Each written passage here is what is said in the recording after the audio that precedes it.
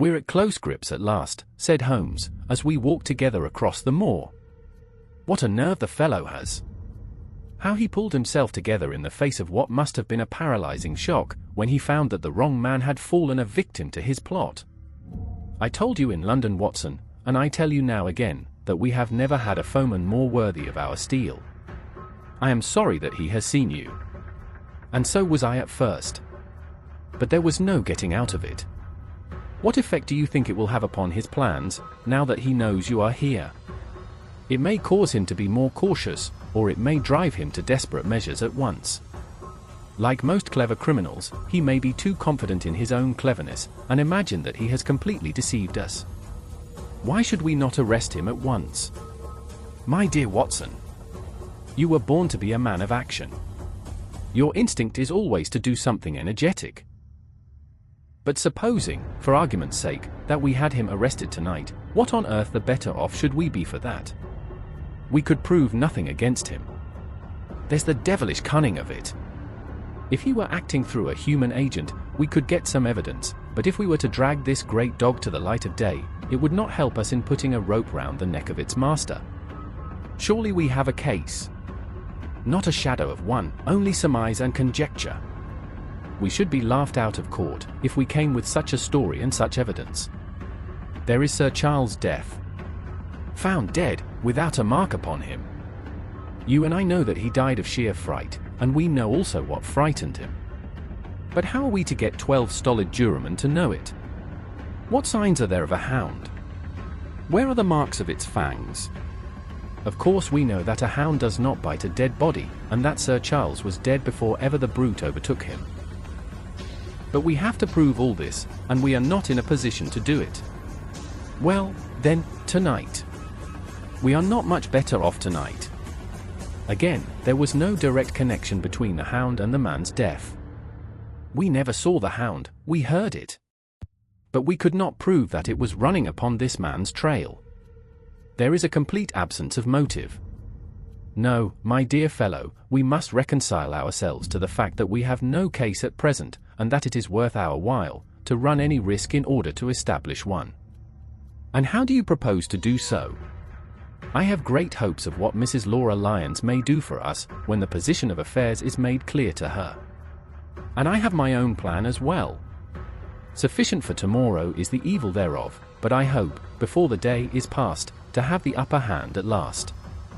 I could draw nothing further from him, and he walked, lost in thought, as far as the Baskerville gates. Are you coming up? Yes, I see no reason for further concealment. But one last word, Watson. Say nothing of the hound to Sir Henry. Let him think that Selden's death was, as Stapleton would have us believe. He will have a better nerve for the ordeal, which he will have to undergo tomorrow, when he is engaged, if I remember your report all right, to dine with these people. And so am I. Then you must excuse yourself, and he must go alone. That will be easily arranged. And now, if we are too late for dinner, I think that we are both ready for our suppers. Sir Henry was more pleased than surprised to see Sherlock Holmes, for he had for some days been expecting that recent events would bring him down from London. He did raise his eyebrows, however, when he found that my friend had neither any luggage nor any explanations for its absence. Between us, we soon supplied his wants, and then, over a belated supper, we explained to the baronet as much of our experience as it seemed desirable that he should know. But first, I had the unpleasant duty of breaking the news to Barrymore and his wife. To him, it may have been an unmitigated relief, but she wept bitterly in her apron. To all the world, he was the man of violence, half animal and half demon. But to her, he always remained the little willful boy of her own girlhood, the child who had clung to her hand. Evil indeed is the man who has not one woman to mourn him. I've been moping in the house all day since Watson went off in the morning, said the baronet. I guess I should have some credit, for I have kept my promise. If I hadn't sworn not to go about alone, I might have had a more lively evening, for I had a message from Stapleton, asking me over there. I have no doubt that you would have had a more lively evening, said Holmes dryly. By the way, I don't suppose you appreciate that we have been mourning over you as having broken your neck. Sir Henry opened his eyes. How was that? This poor wretch was dressed in your clothes. I fear your servant, who gave them to him, may get into trouble with the police. That is unlikely. There was no mark on any of them, as far as I know. That's lucky for him. In fact, it's lucky for all of you, since you are all on the wrong side of the law in this matter. I am not sure that, as a conscientious detective, my first duty is not to arrest the whole household. Watson's reports are most incriminating documents. But how about the case? Asked the baronet. Have you made anything out of the tangle? I don't know that Watson and I are much the wiser since we came down. I think that I shall be in a position to make the situation rather more clear to you before long. It has been an exceedingly difficult and most complicated business. There are several points upon which we still want light, but it is coming all the same. We've had one experience, as Watson has no doubt told you. We heard the hound on the moor, so I can swear that it is not all empty superstition. I had something to do with dogs when I was out west, and I know one when I hear one. If you can muzzle that one and put him on a chain, I'll be ready to swear you are the greatest detective of all time. I think I will muzzle him and chain him, all right. If you will give me your help. Whatever you tell me to do, I will do. Very good, and I will ask you also to do it blindly, without always asking the reason. Just as you like. If you will do this, I think the chances are that our little problem will soon be solved. I have no doubt. He stopped suddenly and stared fixedly up over my head into the air. The lamp beat upon his face, and so intent was it, and so still, that it might have been that of a clear-cut classical statue, a personification of alertness and expectation. What is it? We both cried. I could see, as he looked down, that he was repressing some internal emotion. His features were still composed, but his eyes shone with amused exultation. Excuse the admiration of a connoisseur, said he, as he waved his hand towards the line of portraits, which covered the opposite wall. Watson won't allow that I know anything of art, but that is mere jealousy, because our views upon the subject differ. Now, these are a really very fine series of portraits. Well, I'm glad to hear you say so, said Sir Henry, glancing with some surprise at my friend. I don't pretend to know much about these things, and I'd be a better judge of a horse or a steer than of a picture. I didn't know that you found time for such things. I know what is good when I see it, and I see it now. That's a Nella, I'll swear, that lady in the blue silk over yonder. And the stout gentleman, with the wig, ought to be a Reynolds. They are all family portraits, I presume. Every one. Do you know the names? Barrymore has been coaching me in them, and I think I can say my lessons fairly well. Who is the gentleman with the telescope? That is Rear Admiral Baskerville, who served under Rodney in the West Indies. The man with the blue coat and the roll of paper is Sir William Baskerville, who was chairman of committees of the House of Commons under Pitt. And this cavalier opposite to me is the one with the black velvet and the lace. Ah, you have a right to know about him. That is the cause of all the mischief, the wicked Hugo, who started the Hound of the Baskervilles. We're not likely to forget him. I gazed with interest and some surprise upon the portrait. Dear me, said Holmes. He seems a quiet, meek-mannered man enough, but I dare say that there was a lurking devil in his eyes. I had pictured him as a more robust and ruffianly person. There's no doubt about the authenticity, for the name and the date, 1647, are on the back of the canvas. Holmes said little more, but the picture of the old roisterer seemed to have a fascination for him, and his eyes were continually fixed upon it during supper. It was not until later, when Sir Henry had gone to his room, that I was able to follow the trend of his thoughts. He led me back into the banqueting hall, his bedroom candle in his hand, and he held it up against the time-stained portrait on the wall. Do you see anything there? I looked at the broad-plumed hat, the curling lovelocks, the white lace collar, and the straight, severe face which was framed between them. It was not a brutal countenance, but it was prim, hard, and stern, with a firm-set, thin-lipped mouth, and a coldly intolerant eye. Is it like anyone you know? There is something of Sir Henry about the jaw. Just a suggestion, perhaps. But wait an instant. He stood upon a chair, and, holding up the light in his left hand, he curved his right arm over the broad hat and round the long ringlets. "Good heavens!" I cried in amazement. The face of Stapleton had sprung out of the canvas. "Ah! You see it now. My eyes have been trained to examine faces, and not their trimmings. It is the first quality of a criminal investigator that he should see through a disguise. But this is marvelous. It might be his portrait. Yes, it is an interesting instance of a throwback, which appears to be both physical and spiritual. A study of family portraits is enough to convert a man to the doctrine of reincarnation. The fellow is a Baskerville, that is evident. With designs upon the succession. Exactly.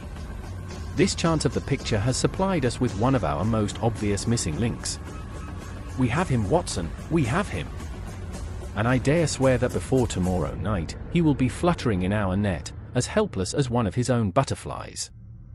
A pin, a cork, and a card, and we add him to the Baker Street collection." He burst into one of his rare fits of laughter as he turned away from the picture. I have not heard him laugh often, and it has always boded ill to somebody. I was up betimes in the morning, but Holmes was afoot earlier still, for I saw him as I dressed, coming up the drive. "Yes, we should have a full day today," he remarked, and he rubbed his hands with the joy of action. "The nets are all in place, and the drag is about to begin. We'll know before the day is out whether we have caught our big, lean-jawed pike, or whether he has got through the meshes. Have you been on the moor already? I have sent a report from Grimpen to Princetown as to the death of Selden. I think I can promise that none of you will be troubled in the matter. And I have also communicated with my faithful Cartwright, who would certainly have pined away at the door of my hut, as a dog does at his master's grave, if I had not set his mind at rest about my safety. What is the next move?" "To see Sir Henry." "Ah, here he is." "Good morning, Holmes," said the baronet. "You look like a general who is planning a battle with his chief of the staff." That is the exact situation. Watson was asking for orders. And so do I. Very good. You are engaged, as I understand, to dine with our friends the Stapletons tonight. I hope that you will come also. They are very hospitable people, and I am sure that they would be very glad to see you. I fear that Watson and I must go to London. To London? Yes. I think that we should be more useful there, at the present juncture. The baronet's face perceptibly lengthened. I hope that you were going to see me through this business. The hall and the moor are not very pleasant places when one is alone. My dear fellow, you must trust me implicitly, and do exactly what I tell you. You can tell your friends that we should have been happy to have come with you, but that urgent business required us to be in town. We hope very soon to return to Devonshire. Will you remember to give them that message? If you insist upon it. There is no alternative, I assure you. I saw by the baronet's clouded brow that he was deeply hurt by what he regarded as our desertion. When do you desire to go? He asked coldly. Immediately after breakfast. We will drive into Coombe Tracy, but Watson will leave his things as a pledge that he will come back to you. Watson, you will send a note to Stapleton to tell him that you regret that you cannot come. I have a good mind to go to London with you, said the baronet. Why should I stay here alone? Because it is your post of duty. Because you gave me your word that you would do as you were told, and I tell you to stay. All right then, I'll stay. One more direction. I wish you to drive to Merripit House. Send back your trap, however, and let them know that you intend to walk home. To walk across the moor. Yes. But that is the very thing which you have so often cautioned me not to do. This time you may do it with safety. If I had not every confidence in your nerve and courage, I would not suggest it, but it is essential that you should do it. Then I will do it. And as you value your life, do not go across the moor in any direction, save along the straight path, which leads from Merripit House to the Grimpen Road, and is your natural way home. I will do just what you say. Very good. I should be glad to get away, as soon after breakfast as possible, so as to reach London in the afternoon. I was much astounded by this program, though I remembered that Holmes had said to Stapleton, on the night before, that his visit would terminate next day. It had not crossed my mind, however, that he would wish me to go with him, nor could I understand how we could both be absent at a moment which he himself declared to be critical. There was nothing for it, however, but implicit obedience, so we bade goodbye to our rueful friend, and a couple of hours afterwards, we were at the station of Coombe Tracey, and had dispatched the trap upon its return journey. A small boy was waiting upon the platform. "Any orders, sir?" "You will take this train to Town Cartwright. The moment you arrive, you will send a wire to Sir Henry Baskerville, in my name, to say that if he finds the pocket-book which I have dropped, he is to send it by registered post to Baker Street." "Yes, sir." "And ask at the station office if there is a message for me." The boy returned with a telegram, which Holmes handed to me. It ran: "Wire received, coming down with unsigned warrant, arrive 5:40. Lestrade." That is in answer to mine of this morning. He is the best of the professionals, I think, and we may need his assistance. Now, Watson, I think that we cannot employ our time better than by calling upon your acquaintance, Mrs. Laura Lyons. His plan of campaign was beginning to be evident. He would use the baronet in order to convince the Stapletons that we were really gone, while we should actually return at the instant when we were likely to be needed. That telegram from London, if mentioned by Sir Henry to the Stapletons, must remove the last suspicions from their minds. Already I seemed to see our nets drawing closer around that lean-jawed pike. Mrs. Laura Lyons was in her office, and Sherlock Holmes opened his interview with a frankness and directness which considerably amazed her. "I am investigating the circumstances which attended the death of the late Sir Charles Baskerville," said he. "My friend here, Dr. Watson, has informed me of what you have communicated, and also of what you have withheld, in connection with that matter." "What have I withheld?" she asked defiantly. "You have confessed that you asked Sir Charles to be at the gate at 10 o'clock. We know that that was the place and hour of his death. You have withheld what the connection is between these events. There is no connection. In that case, the coincidence must indeed be an extraordinary one. But I think that we shall succeed in establishing a connection after all. I wish to be perfectly frank with you, Mrs. Lyons. We regard this case as one of murder, and the evidence may implicate not only your friend Mr. Stapleton, but his wife as well." The lady sprang from her chair. "His wife," she cried. "The fact is no longer a secret.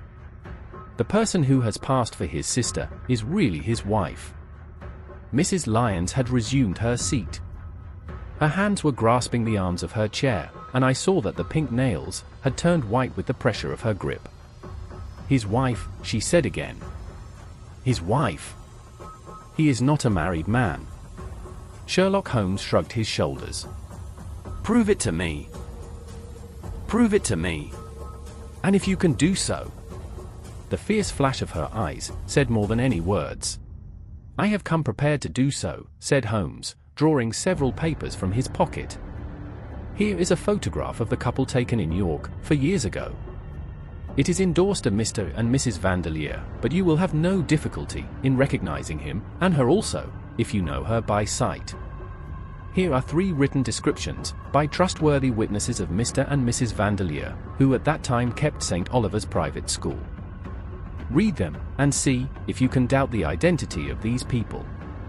She glanced at them, and then looked up at us with the set, rigid face of a desperate woman. "Mr. Holmes," she said, "this man had offered me marriage on condition that I could get a divorce from my husband. He has lied to me, the villain, in every conceivable way. Not one word of truth has he ever told me. And why? Why, I imagined that all was for my own sake. But now I see that I was never anything but a tool in his hands. Why should I preserve faith with him, who never kept any with me? Why should I try to shield him from the consequences of his own wicked acts? Ask me what you like, and there is nothing which I shall hold back. One thing I swear to you, and that is that, when I wrote the letter, I never dreamed of any harm to the old gentleman, who had been my kindest friend." "I entirely believe you, madam," said Sherlock Holmes. "The recital of these events must be very painful to you, and perhaps it will make it easier if I tell you what occurred, and you can check me if I make any material mistake. The sending of this letter was suggested to you by Stapleton. He dictated it. I presume that the reason he gave was that you would receive help from Sir Charles for the legal expenses connected with your divorce." "Exactly. And then, after you had sent the letter, he dissuaded you from keeping the appointment."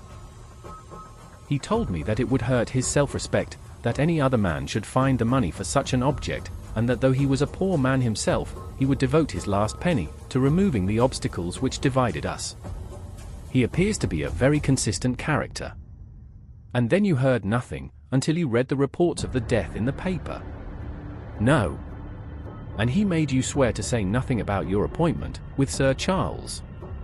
"He did. He said that the death was a very mysterious one, and that I should certainly be suspected if the facts came out. He frightened me into remaining silent." "Quite so.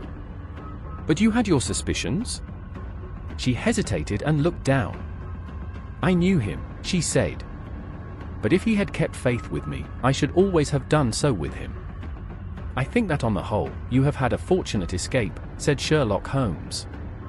"You have had him in your power and he knew it, and yet you are alive. You have been walking for some months very near to the edge of a precipice. We must wish you good morning now, Mrs. Lyons, and it is probable that you will very shortly hear from us again.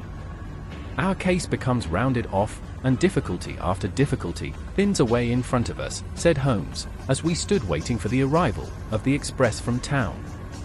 "I shall soon be in the position of being able to put into a single connected narrative one of the most singular and sensational crimes of modern times.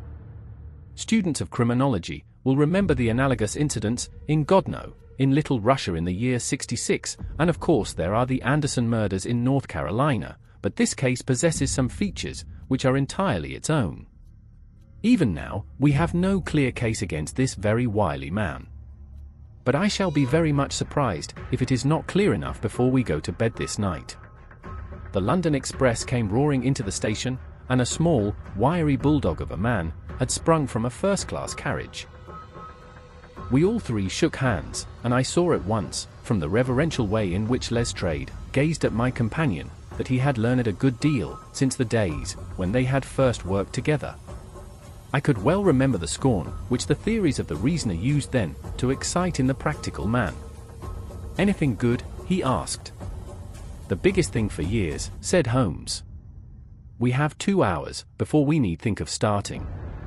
I think we might employ it in getting some dinner, and then, Lestrade, we will take the London fog out of your throat by giving you a breath of the pure night air of Dartmoor.